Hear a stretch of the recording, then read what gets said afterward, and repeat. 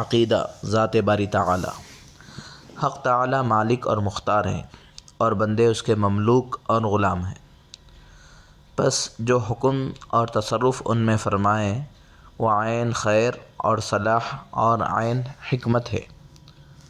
یعنی اللہ تعالیٰ کے جتنے بھی بندے ہیں یہ سب کے سب اللہ رب العزت والجلال کے غلام ہیں، اللہ تمام بندوں کے مالک ہیں۔ تو لہٰذا اللہ تعالیٰ اپنے بندوں میں کے ساتھ جو بھی کرے وہ خیر ہے اور بندوں کے حق میں وہی صلاح ہے، اور اسی میں اللہ رب العزت والجلال کی حکمت ہے، اور ظلم و فساد سے پاک اور منزہ ہے۔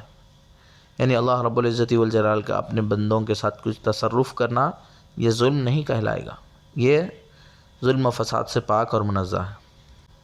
اگر وہ سب کو بلا قصور دوزخ میں ڈال دے اور ہمیشہ کا عذاب ان کو دے تو کوئی اعتراض کی جگہ نہیں، اور نہ کسی غیر کی ملک میں تصرف ہے۔ یعنی بندے اللہ رب العزت والجلال کی ملکیت ہے، اللہ بندوں کے مالک ہے۔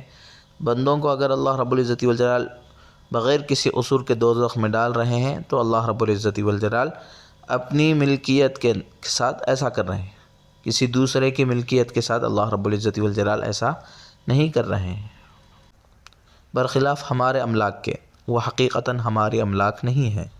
یعنی جس کو ہم بظاہر ہماری املاک، یعنی یہ چیزوں کا میں مالک ہوں، ہم اس کے مالک ہے کہتے ہیں، وہ ظاہراً اور صورتاً ہم اس کے مالک ہیں۔